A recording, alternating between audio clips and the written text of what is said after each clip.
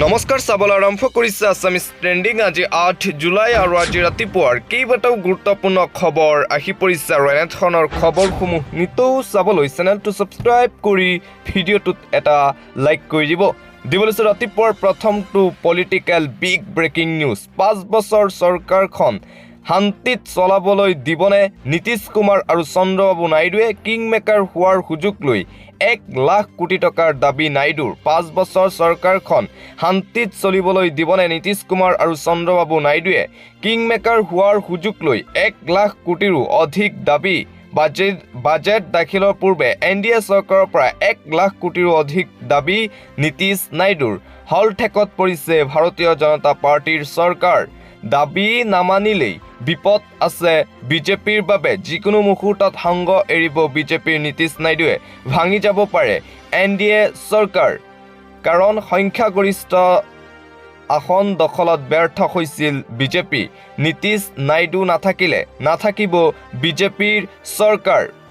বিহাৰ অন্ধ্ৰপ্ৰদেশৰ বাবে নীতিশ নাইডুৱে বিচাৰিলে 1 লাখ কোটিৰো অধিক টকা।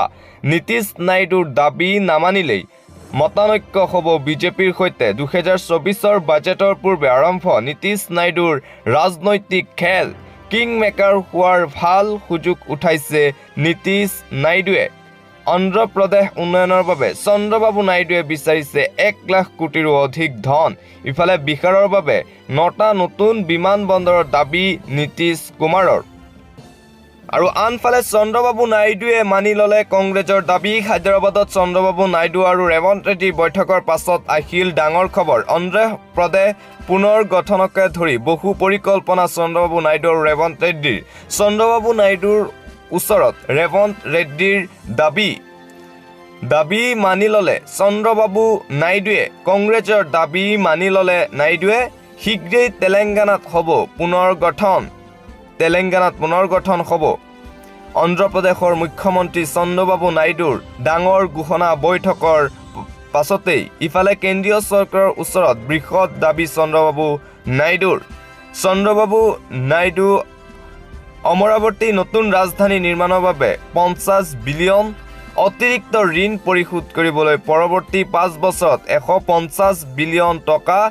আন্তঃগাঁথনি উন্নয়নৰ বাবে 100 বিলিয়ন টকাৰ দাবী চন্দ্ৰবাবু নাইডুৰ। চন্দ্ৰবাবু নাইডু আৰু ৰেৱন্ত ৰেড্ডিয়ে একেলগে কৰিছে বৃহৎ পৰিকল্পনা।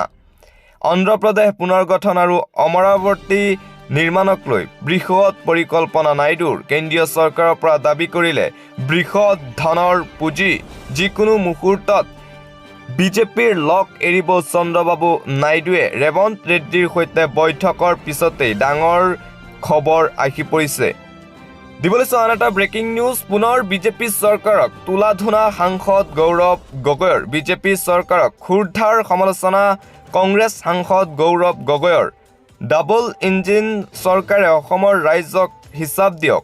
প্ৰধানমন্ত্ৰী নৰেন্দ্ৰ মোদীৰ পৰা কিমান টকা আনিলে হিমন্ত বিশ্ব শৰ্মাই?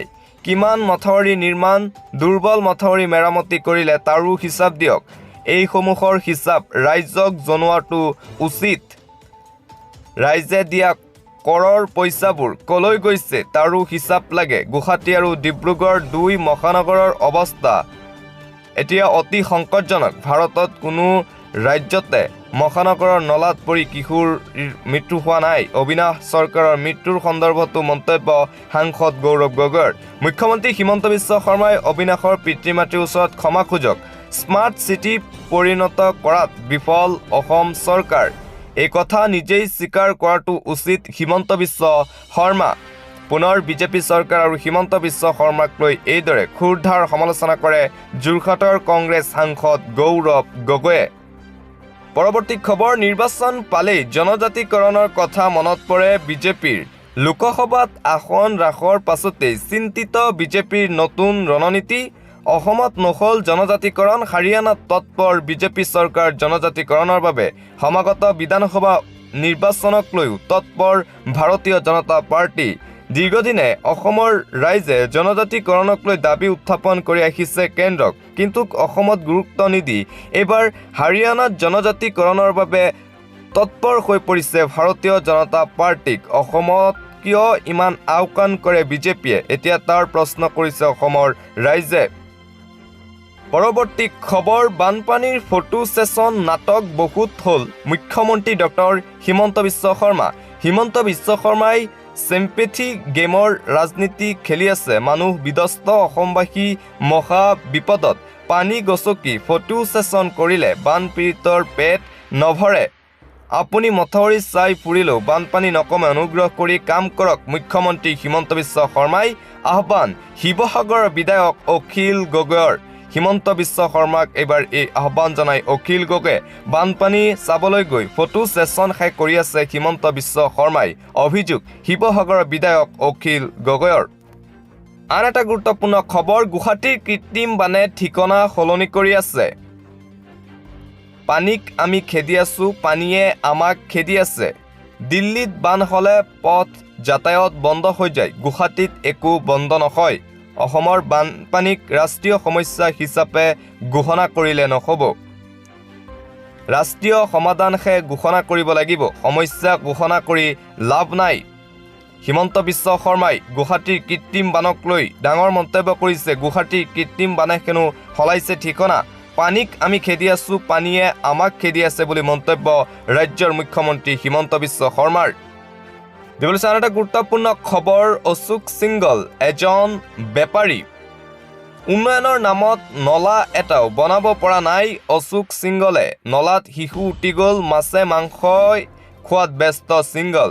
অশোক সিংগলৰ ভুলৰ বাবেই প্ৰাণ হেৰুৱালে এটি শিশুৱে। মন্ত্ৰী অশোক সিংগলক অপহৰণ কৰিব লাগে। এটি শিশুৰ মৃত্যুক লৈ প্ৰতিক্ৰিয়া KMSSৰ। অশোক সিংগলক লৈ এইদৰে প্ৰতিক্ৰিয়া। অশোক সিংগল এজন বেপাৰী বুলি মন্তব্য KMSSৰ ফালৰ পৰা। দিবলৈ আন এটা ব্ৰেকিং নিউজ, ভূপেন বৰাৰ ঘৰ লণ্ডভণ্ড কৰিলে চোৰে। APCCৰ সভাপতি ভূপেন বৰাৰ ঘৰত ভয়ংকৰ চুৰিকাণ্ড। নিশা ভূপেন বৰাৰ ঘৰৰ লণ্ডভণ্ড কৰিলে গভাইত চোৰে।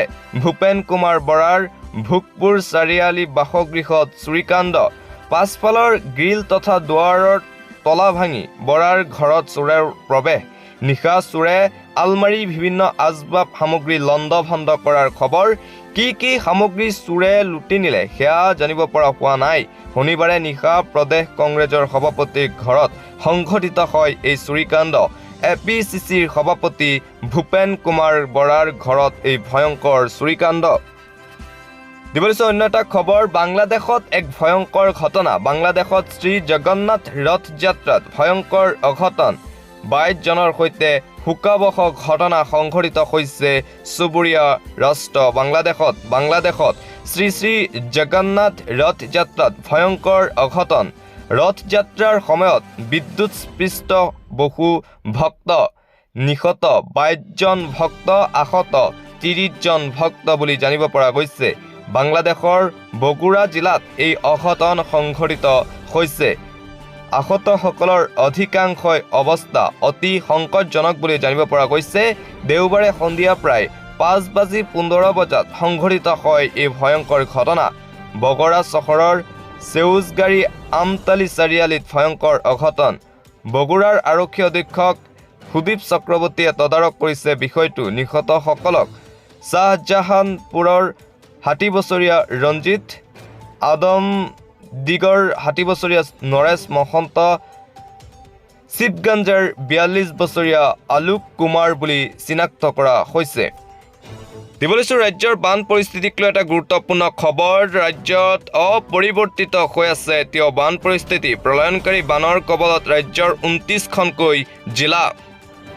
ক্ষতিগ্ৰস্ত হৈছে 3535খনকৈ গাঁও বানত। ইয়াৰ ভিতৰত ধুবুৰী জিলাৰ সৰ্বাধিক 567খন গাঁও প্লাবিত হৈছে বানত। শেহতীয়া তথ্য মতে 29খন জিলাৰ 23,96,648 গৰাকী লোক বৰ্তমান বানৰ কবলত পৰিছে। ইয়াৰ ভিতৰত 9,78,403 জন পুৰুষ, 8,77,280 গৰাকী মহিলা আৰু 5,40,965 গৰাকী শিশু। প্ৰলয়নকাৰী বানৰ ফলত ক্ষতিগ্ৰস্ত হৈছে বৰ্তমানলৈকে 68,768.5 হেক্টৰ কৃষি ভূমি।